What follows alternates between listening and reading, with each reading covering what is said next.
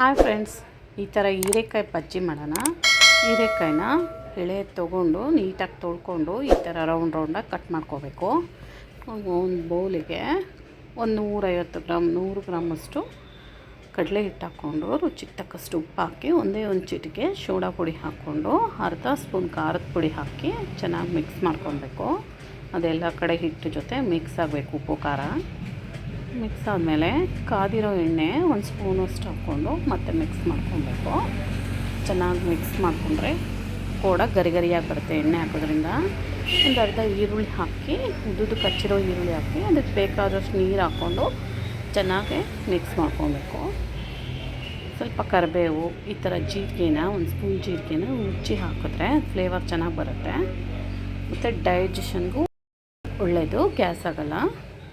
ಮತ್ತು ಸ್ವಲ್ಪ ನೀರು ಹಾಕ್ಕೊಂಡು ಚೆನ್ನಾಗಿ ಒಂದು ಇಡ್ಲಿ ದೋಸೆ ಬ್ಯಾಟರ್ ಥರ ಕಲಿಸ್ಕೋಬೇಕು. ತೆಳುಗೂ ಬೇಡ ಗಟ್ಟಿಗೂ ಬೇಡ ಥರ.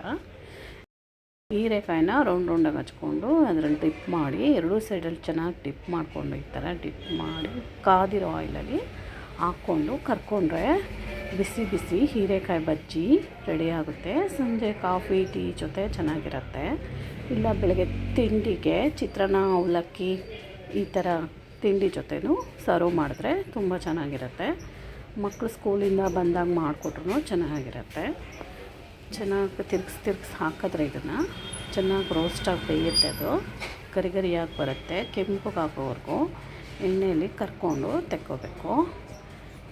ನನ್ನ ವಿಡಿಯೋ ನಿಮ್ಗೆ ಇಷ್ಟ ಆದರೆ ಪ್ಲೀಸ್ ಸಬ್ಸ್ಕ್ರೈಬ್ ಮಾಡಿ ಫ್ರೆಂಡ್. ವಿಡಿಯೋ ಲೈಕ್ ಮಾಡಿ, ಸಬ್ಸ್ಕ್ರೈಬ್ ಮಾಡಿ, ಇಷ್ಟ ಆದರೆ ಬೇರೆಯವ್ರಿಗೆ ಶೇರ್ ಮಾಡಿ. Thank you.